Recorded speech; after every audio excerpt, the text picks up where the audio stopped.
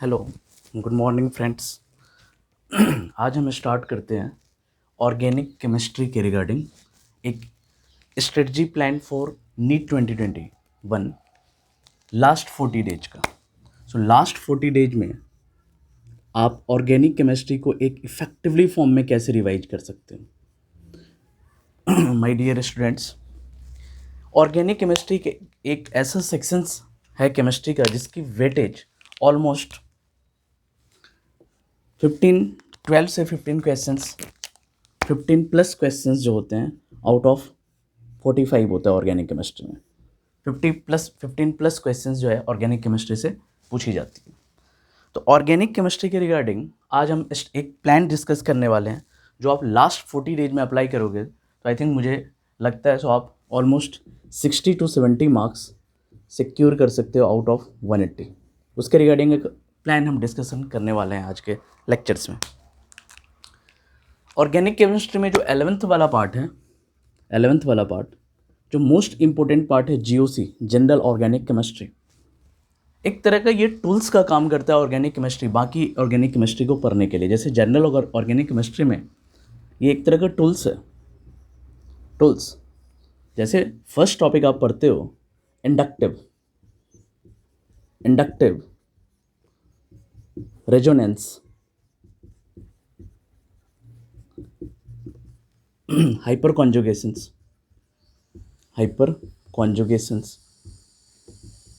And electromeric. Suppose that ये एक topic आता है इलेक्ट्रॉन डिस्प्लेसमेंट इफेक्ट के अंदर, ये कुछ सब टॉपिक है जो इलेक्ट्रॉनिक डिस्प्लेसमेंट इफेक्ट के अंदर आता है। अब इंडक्टिव का यूज कहाँ है? किसी भी मॉलिक्यूल्स या किसी भी सिस्टम पे अगर इलेक्ट्रॉन डेंसिटी चेक करना है, क्योंकि electron density he, suppose that किसी भी मॉलिक्यूल्स या कंपाउंड पे इलेक्ट्रॉन्स की डेंसिटी चेक करना है, जब भी कभी भी किसी भी कंपाउंड की इलेक्ट्रॉन्स की डेंसिटी चेक करते हैं या तो वो इंडक्टिव इफेक्ट से करते हैं, रेजोनेंस से करते हैं, हाइपर कॉन्जुगेशन या इलेक्ट्रोमेरिक इफेक्ट। तो ये एज ए टूल्स की तरह जब भी किसी कंपाउंड की एसिडिटी बेसिसिटी चेक करना है या उसकी डेंसिटी चेक करना है, स्टेबिलिटी चेक करना है, तो उसमें हमारा एक इंडक्टिव इफेक्ट का काफ़ी इंपॉर्टेंट रोल्स है। तो जब आप इलेक्ट्रॉनिक डिस्प्लेसमेंट इफेक्ट पढ़ते हो तो आप देखा करो इलेक्ट्रॉनिक डिस्प्लेसमेंट का यूज कहाँ कहाँ पे आता है। कोई भी रिएक्शन मैकेनिज्म, सपोज दैट हम चेक करते हैं इलेक्ट्रोफिलिक एरोमेटिक सब्स्टिट्यूशंस को, इलेक्ट्रोफिलिक एरोमेटिक सब्स्टिट्यूशंस रिएक्शंस को। तो electrophilic aromatic substitutions generally benzene and benzene derivative में होता है। जैसे आप क्लोरोबेंजीन ले सकते हो, क्लोरोबेंजीन में होता है, फिनॉल में होता है। तो जो भी बेंजीन डेरिवेटिव है, अब इस दोनों में हमें चेक करना है which is more reactive towards electrophilic aromatic substitutions reaction. तो which is more reactive towards electrophilic aromatic substitutions का चेक करने का क्या है प्रोसेस? Via electron density. अब इलेक्ट्रॉन डेंसिटी के को चेक करने के लिए या तो हमें इंडक्टिव यूज करना पड़ेगा या रेजोनेंस। इंडक्टिव में आपने पढ़ा होगा एक प्लस आर और एक माइनस प्लस आई और एक माइनस आई, रेजोनेंस में प्लस आर और एक माइनस आर। तो हम क्या देख रहे हैं? जीओसी के अंदर जो टॉपिक्स इलेक्ट्रॉनिक डिस्प्लेसमेंट इफेक्ट है एज ए टूल्स का काम करता है। इसकी क्लैरिटी अच्छी होनी चाहिए, इसके ऑर्डर्स आपको पता होना चाहिए। जो प्लस आर और माइनस, प्लस आई और माइनस आई का क्या ऑर्डर है, माइनस आई का क्या ऑर्डर है। प्लस आई का तो जनरली हमें पता है, टर्सरी जो एल्काइल ग्रुप होता है उसकी सबसे ज़्यादा प्लस आई होता है, फिर सेकेंडरी, फिर प्राइमरी और लास्ट में जो है मिथाइल ग्रुप का। बट माइनस आई का आपको अच्छी तरीके से ऑर्डर पता होना चाहिए। माइनस आई में जैसे सबसे ज़्यादा जो है NO2 का इफेक्ट होता है, नाइट्रो ग्रुप का जो इफेक्ट होता है वो सबसे ज़्यादा plus I minus I show करता है। तो बड़ी क्लैरिटी के साथ पता होना चाहिए। So minus NO2 minus COOH किस तरीके से ऑर्डर जो है इंडक्टिव इफेक्ट में माइनस आई का हमें पता होना चाहिए, जो हमें यूज करना होता है इलेक्ट्रोफिलिक एरोमेटिक सब्स्टिट्यूशन रिएक्शन। तो जीओसी का फर्स्ट टॉपिक था इलेक्ट्रॉनिक डिस्प्लेसमेंट इफेक्ट, जो कि आपको अच्छी तरीके से इसकी क्लैरिटी होनी चाहिए। जीओसी में अगर नेक्स्ट टॉपिक की बात करें तो नेक्स्ट टॉपिक में एक इलेक्ट्रोफिलिक और न्यूक्लियोफिलिक की बात होती है, इलेक्ट्रोफाइल और न्यूक्लियोफाइल का, इलेक्ट्रोफाइल एंड न्यूक्लियोफाइल का। तो इलेक्ट्रोफिलिक सेंटर क्या होता है, न्यूक्लियोफिलिक सेंटर क्या होता है? क्योंकि मैक्सिमम जो रिएक्शंस है या तो हम क्या पढ़ते हैं, एडिशन पढ़ते हैं या फिर सब्स्टिट्यूशंस डील करते हैं या फिर एलिमिनेशन डील करते हैं। यही दो reactions addition, substitutions and elimination.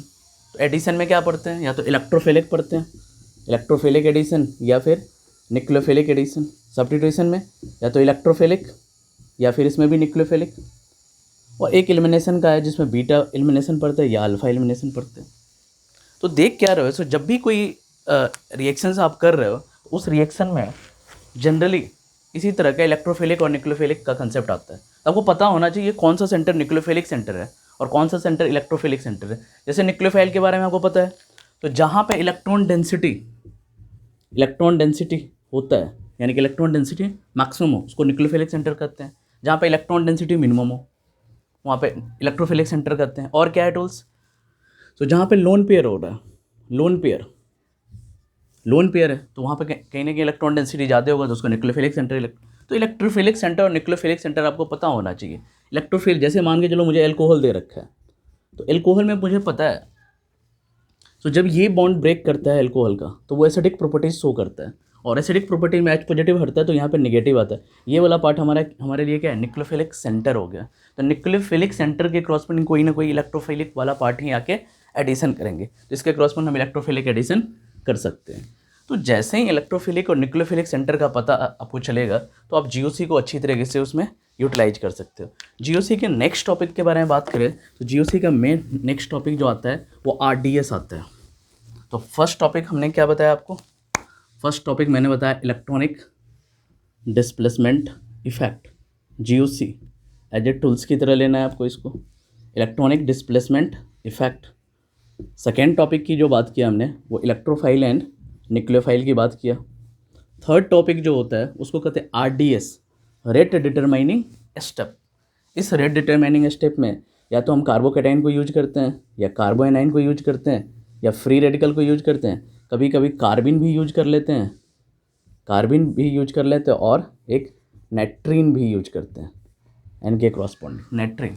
But हमारे जनरली जो सिलेबस है एनसीईआरटी के सिलेबस में कार्बोकैटाइन, कार्बोएनाइन और फ्री रेडिकल की बात किया गया। आपको पता होना चाहिए सबकी स्टेबिलिटी कौन सा होता है। जैसे हमें पता होता है कार्बोकैटाइन की सबसे ज़्यादा स्टेबल कार्बोकैटाइन कौन सा होता है, 3rd डिग्री, फिर 2 डिग्री, 1 डिग्री और एल्काइल। तो आपको ये भी पता होना चाहिए 3rd डिग्री कार्बोकैटाइन क्यों ज़्यादा स्टेबल होता है। तो 3rd डिग्री कार्बोकैटाइन के कॉरस्पॉन्डिंग 3 एल्काइल ग्रुप होता है, 3 एल्काइल ग्रुप्स होता है 3rd डिग्री कार्बोकैटाइन के अकॉर्डिंग।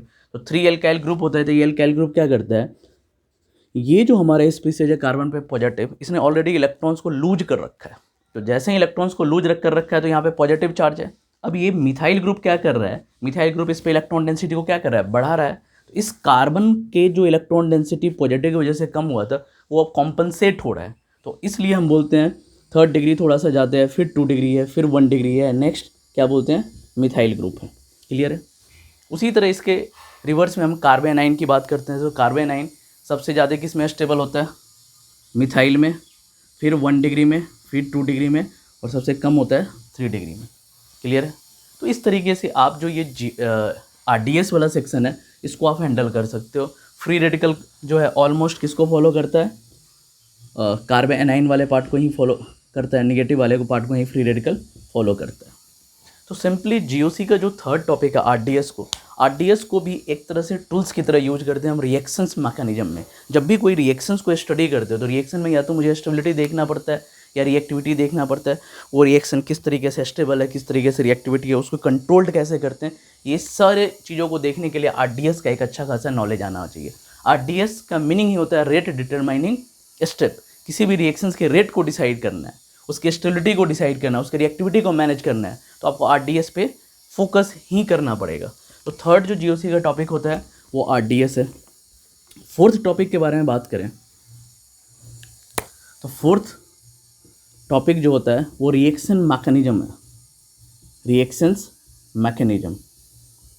मैकेनिज्म में जनरली वही सब्स्टिट्यूशंस में इलेक्ट्रोफिलिक और न्यूक्लियोफिलिक में आपने 2 पढ़ा होगा, SN1 SN2। और इलेक्ट्रोफिलिक सब्स्टिट्यूशंस होता है जिसको एरोमेटिक सब्स्टिट्यूशन भी कहते हैं, जिसमें आपने पढ़ा होगा halogenation, sulphonation, nitration and Friedel Crafts alkylation and acylation. तो इलेक्ट्रोफिलिक एरोमेटिक सब्स्टिट्यूशंस के अंदर halogenation, sulphonation, nitration Friedel Crafts alkylation और एसाइलेशन, और न्यूक्लियोफिलिक के अंदर SN1 एंड SN2। सब्स्टिट्यूशंस के बाद क्या होता है, एडिशन। एडिशन के अंदर भी क्या पढ़ते हैं, एक इलेक्ट्रोफिलिक एडिशन पढ़ते हैं और एक न्यूक्लियोफिलिक एडिशन पढ़ते हैं। तो सब्स्टिट्यूशंस हो गया, एडिशंस हो गया, एक आता है एलिमिनेशन, एलिमिनेशन आता है। तो ये रिएक्शंस मैकेनिज्म जो है वो फोर्थ टॉपिक है। इसको अगर अच्छी तरीके से आप पढ़ते हो तो इसके थ्रू जो भी क्वेश्चंस